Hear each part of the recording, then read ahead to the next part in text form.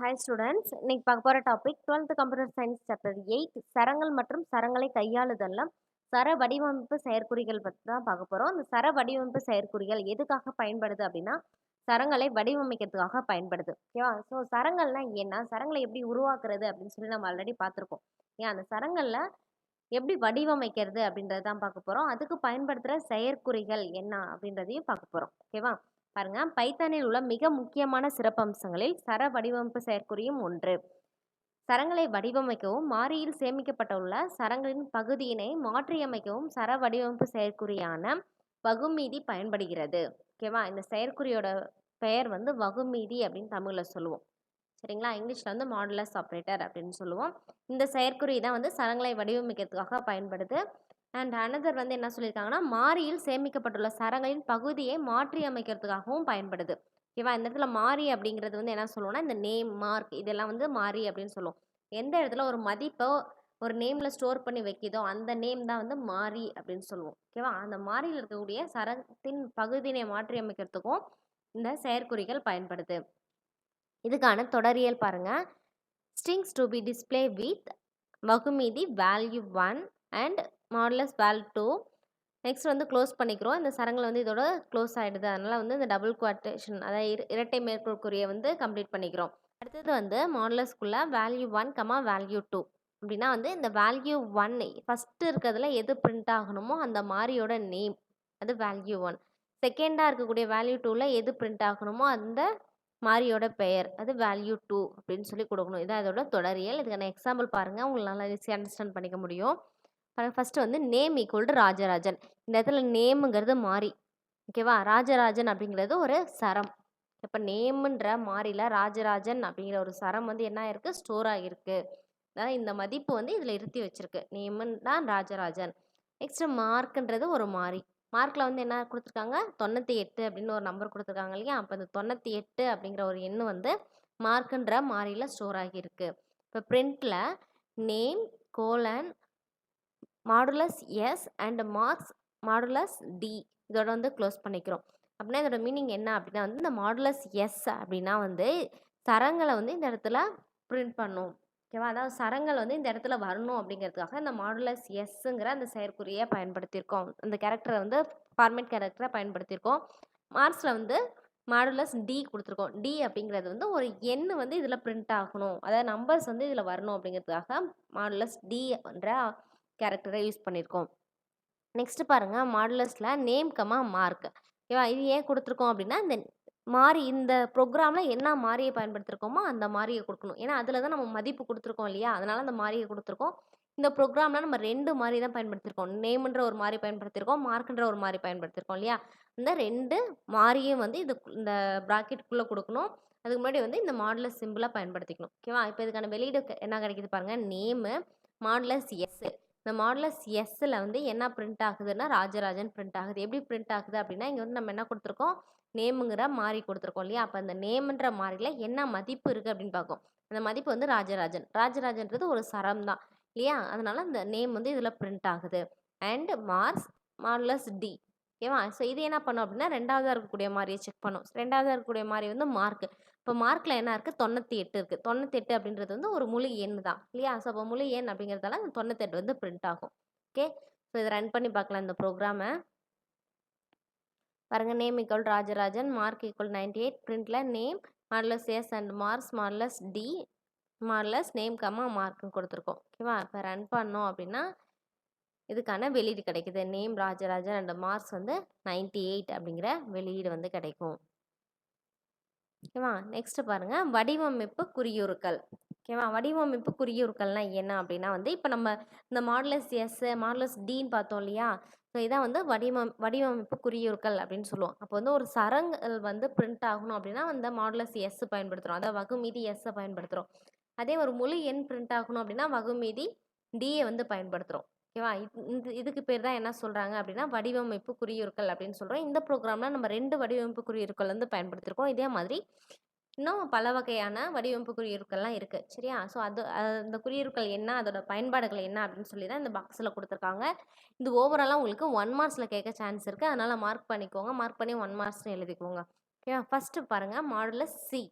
So so C அப்படிங்கிறது எதுக்காக பயன்படுது அப்படின்னா குறியுருவை பிரிண்ட் பண்ணுறதுக்காக பயன்படுது. குறியுரு அப்படின்னா வந்து கேரக்டர் அப்படின்னு சொல்லுவோம். அந்த கேரக்டரோட என்னவோ அதை பிரிண்ட் பண்ணுறதுக்காக இந்த வகுமீதி சிங்கிற வடிவமைப்பு செயற்குறி பயன்படுது. ஓகேவா, குறியுரு வந்து பயன்படுது. இந்த வந்து இப்போ ரன் பண்ணி பார்க்கலாம் பாருங்க. இந்த ப்ரோக்ராமில் சின்னு கொடுக்குறோம். ஓகேவா, இது வந்து நம்பரில் தான் மேக்ஸிமம் கொடுக்க முடியும். ஸோ அதனால் மாடுலஸ் சின்னு கொடுத்துட்டோம். இப்போ சேவ் பண்ணிக்கலாம். சேவ் பண்ணிட்டு ரன் பண்ணுறேன். ரன் பண்ணோடனே இதோட வெளியீடு என்ன கிடைக்குது பாருங்கள். பிங்கிற வெளியீடு கிடைக்குது. எப்படி இது பிங்கிற வெளியீடு கிடைக்குது அப்படின்னா, நம்ம ஆல்ரெடி இந்த ஆஸ்கி கேரக்டர்னு பார்த்தோம் இல்லையா? ஸோ நம்ம வந்து 97ன்றது வந்து ஸ்மால் ஏ, 98ங்கிறது பி ஸ்மால் பி, 99ன்றது வந்து சி அப்படின்னு சொல்லி பார்த்தோம் இல்லையா? அந்த ஆஸ்கி கேரக்டர், அந்த கேரக்டர் வந்து பிரிண்ட் ஆகும். அந்த மாதிரி அந்த ஆஸ்கி கேரக்டர்லாம் தெரிஞ்சுக்கணும் அப்படின்னா நீங்கள் என்ன பண்ணிக்கலாம், அந்த எண்ணுக்கு ஆஸ்கி கேரக்டர் தெரிஞ்சுக்கணுமோ அந்த எண்ணை கொடுத்துட்டு இந்த ஃபார்மேட் கேரக்டரை, அதாவது வடிவமைப்பு குறியுருவை பயன்படுத்துனீங்க அப்படின்னா அந்த கேரக்டரோட நம்பர்ஸை நீங்கள் தெரிஞ்சுக்கலாம் பைத்தானில். ஓகேவா, இப்போ பாருங்கள், இப்போ 98 அப்படிங்கிறதோட கேரக்டர் வந்து பி. ஓகே, இதே வந்து இன்னொரு நம்பர் நம்ம கொடுத்துக்கலாம். இது வந்து எல்லாத்துக்கும் தெரிஞ்ச ஒரு நம்பர் தான். 65 அப்படிங்கிறது 65 அப்படின்னா அதோட ஆஸ்கி வேல்யூ என்னவா இருக்கும்னா ஏ, கேபிட்டல் ஏவாக இருக்கும் இல்லையா? ஸோ ரன் பண்ணி பாருங்கள். பாருங்கள், மார்க்ஸில் ஏன்னு இருக்கு அப்படின்னா வந்து 65ஓட கேரக்டர், அதாவது ஆஸ்கி கேரக்டர் வந்து ஏ. ஓகே, இதுவே 66ன்னு கொடுங்களேன். 66ன்னு கொடுத்தா என்ன வரும், பி வரும் இல்லையா? ஸோ ஃபைலில் எந்த சேஞ்சஸ் பண்ணாலும் நம்ம வந்து பைத்தானில் சேவ் பண்ணிக்கணும். ஓகேவா, சேவ் பண்ணிட்டு தான் ரன் பண்ணணும். அப்போ தான் அது ரன் ஆகும். பாருங்கள், இப்போ பி வருது. நெக்ஸ்ட் இப்போ 67 கொடுக்குறோம்.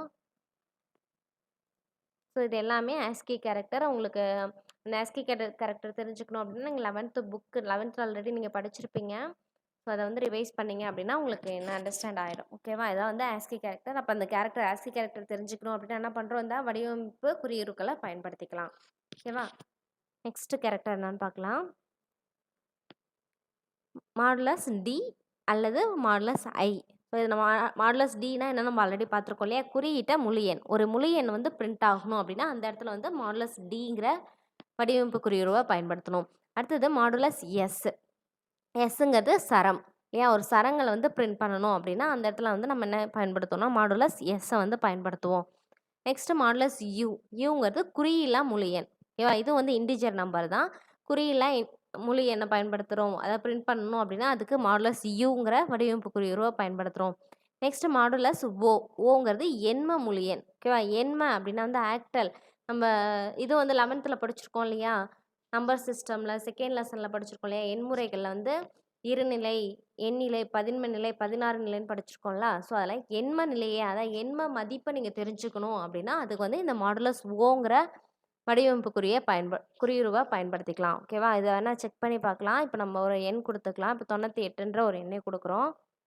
98க்கு வந்து அதோட எண்ம மதிப்பு என்ன நம்ம தெரிஞ்சுக்கணும். ஓகேவா, அதுக்கு என்ன நமக்கு வடிவமைப்பு குறியுருவை பயன்படுத்தி சொல்லியிருக்காங்கன்னா ஓ வந்து பயன்படுத்தணும்னு சொல்லியிருக்காங்க இல்லையா? அப்போ வந்து ஓன்னு கொடுத்துக்குறோம். கொடுத்துட்டு இப்போ சேவ் பண்ணிக்கலாம். சேவ் பண்ணிட்டு ரன் பண்ணுறேன்.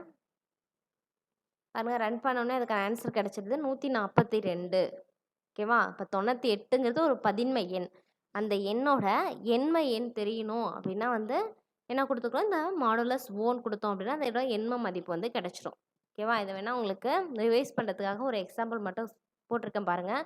98ன்றது பதின்மை எண். இந்த பதின்மை எண்ணை வந்து எண்ணிலையாக மாற்றணும்னா இந்த ஸ்டெப்பு தான், ரிப்பீட்டட் டிவிஷன் பை 8 அப்படின்னு சொல்லுவோம். 8ஆல் வந்து ரிப்பீட்டடாக டிவைட் பண்ணிட்டே வரணும். ஓகேவா, எண்டு வரையும். அப்போ வந்து 98ல் அதாவது 98ல் எத்தனை 8 இருக்கும் அப்படின்னா வந்து 12 8 இருக்கும். 12 8 வந்து 96, மீதி வந்து 2 இல்லையா? அதனால் 2 போட்டுக்கிறோம். அடுத்து 12ல் எத்தனை 8 இருக்குன்னா ஒரு 8 தான் இருக்கும், மீதி வந்து 4. ஸோ இது எப்படி நம்ம எழுதுவோம் அப்படின்னா 1 4 2ன்னு தான் எழுதுவோம் இல்லையா? ஸோ அதுதான் நமக்கு ஆன்சராக என் கிடச்சிருக்கு, 1 4 2 அப்படின்னு சொல்லிட்டு. அப்போ 98ஓட எண்ணிலை எண் அப்படின்னா வந்து 142. ஓகேவா, இப்போ வேறு எண் நீங்கள் கொடுத்தாலும் அதுக்கான எண்ணிலை எண் வந்து கிடைக்கும். இப்போ 75ன்னு கொடுத்துருக்கோம், இது ஒரு பதின்மை எண். ஓகேவா, இதுக்கான எண்ணிலை எண் கண்டுபிடிக்கணும் அப்படின்னா இதுக்கும் அதே மாடுலஸ் ஓ கொடுத்துருப்போம். கொடுத்தோடனே அதுக்கான எண்ணிலை எண் வந்து கிடச்சிரும். 1 1 3ன்ற எண்ணிலை எண் வந்து கிடைக்குது. இதான் வந்து மாடுலஸ் ஓ ஆப்ரேட்டரோட ஒர்க்கு. நெக்ஸ்ட்டு மாடுலஸ் எக்ஸ் அல்லது மாடுலஸ் எக்ஸ் அப்படின்னா வந்து மாடுலஸ் ஸ்மால் எக்ஸும் பயன்படுத்திக்கலாம், கேபிட்டல் எக்ஸும் பயன்படுத்திக்கலாம். ஓகேவா? இது எதுக்காக படுத்துறோம் அப்படின்னா வந்து 11மை எண், அதாவது 16 நிலை எண் அப்படின்னு சொல்லுவோம் இல்லையா? ஸோ 16 நிலை எண்ணை கண்டுபிடிக்கணும். அதை வந்து உங்களுக்கு ஆன்சராக கிடைக்கணும் அப்படின்னா நீங்கள் இந்த modulus X, capital X or small எக்ஸை யூஸ் பண்ணிக்கலாம். அதாவது ஸ்மால் எக்ஸ் எதுக்காக பயன்படுத்துகிறோம் அப்படின்னா வந்து சிறிய எழுத்து ஏ டு எஃப், அதாவது small letter A to F வரையும் பிரிண்ட் ஆகணும். அதில் இருக்கக்கூடிய அந்த நம்பரை யூஸ் பண்ணுறோம் அப்படின்னா ஸ்மால் எக்ஸை பயன்படுத்துகிறோம். அதே வந்து கேப்ஸ் ஏ டு எஃப் வந்து பிரிண்ட் ஆகிறதுக்கு கேப்ஸ் எக்ஸை வந்து பயன்படுத்திக்கலாம். நெக்ஸ்ட்டு மாடுலஸ் இ அல்லது மாடுலஸ் கேபிட்டல் இ, இது வந்து அடுக்கு எண், அதாவது எக்ஸ்போனென்ஷியல் ஃபார்ம் அப்படின்னு சொல்லுவோம். அந்த அடுக்கு எண் முறையில் ஒரு மதிப்பு பிரிண்ட் ஆகணும் அப்படின்னா அந்த மாடுலஸ் இ அல்லது மாடுலஸ் கேபிட்டல் இயை பயன்படுத்திக்கலாம். அதாவது மாடுலஸ் எஃப்ன்றது மதிப்பு புள்ளி எண், அதாவது இந்த புள்ளி வச்ச எண்ணெலாம் இருக்கு இல்லையா? அந்த புள்ளி வச்ச எண்ணெல்லாம் வரணும் அப்படின்னா அதுக்கு இந்த மாடுலஸ் எஃப்ங்கிற குறியுருவை பயன்படுத்திக்கலாம். அது மாடுலஸ் ஜி அல்லது மாடுலஸ் கேபிட்டல் ஜி அப்படின்றது மிதப்பு புள்ளி வடிவிலான குறியெண் அல்லது அடுக்கு எண் குறியீட்டு முறையை தெரிஞ்சுக்கணும் அப்படின்னா அதுக்கு வந்து நீங்கள் இந்த குறியுருவை பயன்படுத்திக்கலாம். நெக்ஸ்ட்டு பைத்தான் விடுபடு வரிசை. விடுபடு வரிசை பின் சாய்வு கோட்டை கொண்டு துவங்கும். இது வந்து 1 மார்க்ஸில் கேட்க சான்ஸ் இருக்குது, மார்க் பண்ணிக்கோங்க. விடுபடு வரிசை அப்படின்னா அதில் எதுலேருந்து துவங்கும் அப்படின்னா பின் சாய்வு கோட்லேருந்து தான் தொடங்கும். ஓகேவா? பின் சாய்வு கோடு அப்படிங்கிறது வந்து பேக் ஸ்லாஷ் அப்படின்னு சொல்லுவோம். ஓகேவா? இதில் தொடங்குறது தான் வந்து பைத்தான் விடுபடு வரிசை. 1 மார்க்ஸில் வந்து இந்த சிம்பிள் மட்டும் கொடுத்து உங்களுக்கு கேட்கலாம், இல்லைனா வந்து பின் சாய்வு கோடுன்னு கேட்கலாம். ஓகேவா? நெக்ஸ்ட்டு பாருங்கள், ஒற்றை மேற்கோள் குறியுடன் சரத்தை குறிப்பிடும்போது சரத்தில் உள்ள அனைத்து ஒற்றை மேற்கோள் குறிகளும் விடுபடும் அப்படின்னு சொல்லியிருக்காங்க. நம்ம ஆல்ரெடி பார்த்தோம் இல்லையா இந்த லெசனோட ஸ்டார்டிங்லேயே? இப்போ சரங்கள் அப்படின்னாவே வந்து அது ஒற்றை மேற்கோள், இரட்டை மேற்கோள், 3 மேற்கோள் குறிக்குள்ளே தான் இருக்கும். ஆனால் வந்து ஒற்றை மேற்கோள் குறிக்குள்ள மற்றொரு ஒற்றை மேற்கோள் குறியை பயன்படுத்த முடியாது அப்படின்னு சொல்லி பார்த்தோம் இல்லையா? ஸோ அந்த ப்ராப்ளம் சால்வ் பண்ணுறதுக்கு நம்ம என்ன பண்ணுவோம் அப்படின்னா இரட்டை மேற்கோள் குறிக்குள்ள ஒற்றை மேற்கோள் குறியை பயன்படுத்துவோம். ஓகேவா? ஸோ அந்த ஒற்றை மேற்கோள் குறிக்குள்ளேயே இன்னொரு ஒற்றை மேற்கோள் குறியை பயன்படுத்தணும் அப்படின்னா அதுக்கு அனதர் ஆப்ஷன் தான் வந்து இந்த பைத்தான் விடுபடு வரிசையை பயன்படுத்துகிறாங்க. அதாவது இந்த பின் சாய்வு கோட்டை பயன்படுத்துகிறாங்க. ஓகேவா? அதுக்கான எக்ஸாம்பிள் பாருங்கள். பிரிண்ட்டு, இதில் வந்து 3 மேற்கோள் குறி பயன்படுத்திருக்காங்க. தே செட்டு கமா இரட்டை மேற்கோள் குறி வாட்ஸ் தேர் அப்படின்னு கொடுத்துட்டு இதை க்ளோஸ் பண்ணியிருக்காங்க. இதில் பாருங்கள், வாட்ஸில் வந்து ஒற்றை மேற்கோள் குறியை பயன்படுத்திருக்காங்க. இந்த வாட்ஸ் தேர் அப்படிங்கிறது வந்து இரட்டை மேற்கோள் குறி க்ளோஸ் ஆகிடுது. இப்போ 3 மேற்கோள் குறியை கூட க்ளோஸ் பண்ணிட்டாங்க. இப்போ வந்து அவுட்புட் என்ன கிடைக்கும்னா தே செட் வாட்ஸ் தேர். ஓகேவா? இது நம்ம ஆல்ரெடி பார்த்தது தான். ஏன் ஒற்றை மேற்கோளும் பிரிண்ட் ஆகணும், இரட்டை மேற்கோளும் பிரிண்ட் ஆகணும், அதுக்கு வந்து நம்ம எதை பயன்படுத்திக்கலாம்? 3 மேற்கோள் குறியை பயன்படுத்தணும் அப்படின்னா வந்து அது ஒற்றை மேற்கோளோடையும் அவுட்புட் கிடைக்கும், இரட்டை மேற்கோள் கூடயும் அவுட்புட் கிடைக்கும் அப்படின்னு நம்ம ஆல்ரெடி பார்த்துருக்கோம் இல்லையா? ஸோ இப்போ நம்ம பார்க்க போகிறது வந்து இந்த விடுபடி வரிசையை பற்றி பார்க்க போகிறோம். பின் சாய்வு கூட எப்படி பயன்படுத்துறதுன்னு அதுக்கான எக்ஸாம்பிள் தான் வந்து அடுத்தது கொடுத்துருக்காங்க பாருங்கள். இதே எக்ஸாம்பிள் தான் தே சேட் வாட்ஸ் தேர். ஆனால் எதுக்குள்ளே கொடுத்துருக்காங்க பாருங்கள், ஒற்றை மேற்கோள் குறிக்குள்ளே கொடுத்துருக்காங்க. ஒற்றை மேற்கோள் குறி தே சேட் கமா வாட், இது வந்து இரட்டை மேற்கோள் குறிக்குள்ளே கொடுத்துட்டு இந்த எஸ் எந்த இடத்துல வருதோ அந்த இடத்துல இந்த பின் சாய்வு கூட பயன்படுத்தியிருக்காங்க. பின் சாய்வு கோடு அப்போஸ்ட்ரோஃபி, அதான் ஒற்றை மேற்கோள் குறியே கொடுத்துருக்காங்க. இப்போ அவுட்புட் என்ன கிடைக்குது பாருங்கள், தே சேட் வாட்ஸ் தேர் அப்படிங்கிற அவுட்புட் கிடைக்குது பாருங்கள். இப்போ இதில் வந்து ஒற்றை மேற்கோள் குறிக்குள்ள ஆரம்பிச்சிருக்கோம், ஒற்றை மேற்கோள் குறிக்குள்ள முடிச்சிருக்கோம். ஆனால் நடுவில் என்ன பண்ணியிருக்கோம், ஒரு ஒற்றை மேற்கோள் குறியை பயன்படுத்தியிருக்கோம். ஆனால் அதுக்கு முன்னாடி நம்ம என்ன கொடுத்துருக்கோம் அப்படின்னா வந்து இந்த பின் சாய்வு கூட கொடுத்துருக்கோம். இப்படி கொடுத்தோம் அப்படின்னா வந்து என்ன ஆகுது அப்படின்னா இது ஒற்றை மேற்கோள் குறியாக எடுத்துக்கும். ஓகேவா? இதுக்காக தான் இந்த பின் சாய்வு கூட பயன்படுது. அதுவே வந்து இரட்டை மேற்கோள் குறியில் இன்னொரு இரட்டை மேற்கோள் குறியை பயன்படுத்தணும் அப்படின்னா அந்த இடத்துல நம்ம என்ன பண்ணிக்கலாம் அப்படின்னா இந்த பின் சாய்வு கூட பயன்படுத்திக்கலாம். ஓகேவா? ஒற்றை மேற்கோள் குறிக்குள்ள மற்றொரு ஒற்றை மேற்கோள் குறி பயன்படுத்தணும் அப்படின்னாலும் பின் சாய்வு கூட பயன்படுத்திக்கலாம். அதுவே வந்து இரட்டை மேற்கோள் குறிக்குள்ள இன்னொரு இரட்டை மேற்கோள் குறி சரம் வந்து வரணும், வெளியிட கிடைக்கணும் அப்படின்னா அதுக்கு வந்து என்ன பயன்படுத்திக்கலாம்னா இந்த பின் சாய்வு கூட பயன்படுத்திக்கலாம். ஓகேவா? அதுக்கு தான் எக்ஸாம்பிள் கொடுத்துருக்காங்க. They said watts there. So வந்து ஸ்லாஷ் கொடுத்துருக்காங்க. அப்போ அவுட்புட் என்ன கிடைக்குது, ஹி சேட் வாட்ஸ் தேர் அப்படிங்கிற அவுட்புட் கிடைக்குது. இங்கே வந்து தே தான் வரும். ஓகேவா? இங்கே என்ன பிரிண்ட்டில் கொடுத்துருக்கோமோ அதுதான் உங்களுக்கு அவுட்புட்டாக கிடைக்கும். பைத்தான் விடுபடு வரிசைகள், நம்ம பைத்தானில் பயன்படுத்தக்கூடிய அந்த விடுபடு வரிசைகள்லாம் என்னென்ன இருக்குன்னு சொல்லி கொடுத்துருக்காங்க பாருங்கள். ஃபர்ஸ்ட் வந்து ஸ்லாஷ். ஸோ ஸ்லாஷ் அப்படிங்கிறது ஸ்லாஷ் நியூ லைன் அப்படிங்கிறது பின் சாய்வு மற்றும் புதிய வரி தவிர்த்தலுக்காக பயன்படுது. அடுத்தது டபுள் ஸ்லாஷ் அப்படிங்கிறது பின் சாய்வு, அதாவது ஒரு பின் சாய்வு கோடு வரணும், பிரிண்ட் ஆகணும் அப்படின்னா அந்த டபுள் ஸ்லாஷை பயன்படுத்துகிறாங்க. அடுத்தது வந்து ஸ்லாஷ் ஒற்றை மேற்கோள் குறி கொடுத்தோம் அப்படின்னா ஒற்றை மேற்கோள் குறி வந்து பிரிண்ட் ஆகும். அதுவே வந்து ஸ்லாஷ் இரட்டை மேற்கோள் குறி கொடுத்தோம் அப்படின்னா இரட்டை மேற்கோள் குறி வந்து பிரிண்ட் ஆகும். நெக்ஸ்ட்டு ஸ்லாஷ் ஏ அப்படிங்கிறது ஆஸ்கி மணி ஒலிப்பு, ஒரு பெல் சவுண்டு வந்து அவுட்புட்டில் கிடைக்கும், அதுக்கு தான் slash A. Next slash B அப்படின்றது வந்து பின்னிட வெளி, ஸ்பேஸ் கிடைக்கிறதுக்கு ஸ்லாஷ் பி வந்து பயன்படுத்துகிறாங்க. அடுத்தது ஸ்லாஷ் எஃப் அப்படின்றது வந்து படிவ செலுத்தி, அதாவது ஃபார்ம் ஸ்பீடுக்காக இந்த ஸ்லாஷ் எஃப்பை பயன்படுத்துவாங்க. நெக்ஸ்ட்டு ஸ்லாஷ் என் அப்படின்றது வந்து வரி செலுத்தி. வரி செலுத்தி அப்படின்னா வந்து புதுசாக ஒரு லைன் வந்து ஆட் ஆகிறதுக்காக. இப்போ வந்து வெல்கம் பைத்தான் கொடுக்குறோன்னு வச்சுக்கோங்களேன். அதில் வெல்கம்ன்றது ஃபர்ஸ்ட் லைன்லையும் பைத்தான்றது செகண்ட் லைன்லையும் வரணும் அப்படின்னா அந்த இடத்துல ஸ்லாஷ் என் கொடுக்கணும். ஸ்லாஷ் என் கொடுத்தோம் அப்படின்னா வந்து அடுத்தடுத்த லைனில் உங்களுக்கு அவுட்புட்டில் பிரிண்ட் ஆகும்.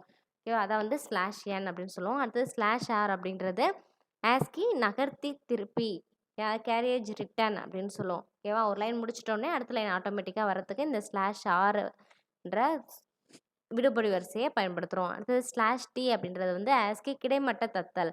ஓகேவா? கிடைமட்ட தத்தல் அப்படின்னா வந்து டேப். ஓகேவா? வெர்டிக்கல் டேப், ஒரு டேப் வந்து கிடைக்கணும். டேப்னா என்ன சொல்லுவோம் அப்படின்னா வந்து இப்போ ஸ்பேஸ்னால் ஒரு ஸ்பேஸ் கிடைக்கும் இல்லையா? அதே வந்து டேப் கொடுத்தோம் அப்படின்னா வந்து குறிப்பிட்ட அளவு வந்து ஸ்பேஸ் கிடைக்கும் இல்லையா? ஸோ அந்த டேப் அந்த இது வந்து கிடைமட்ட தத்தல், கிடைமட்ட ஸ்பேஸ் கிடைக்கணும்னா ஸ்லாஷ் டி.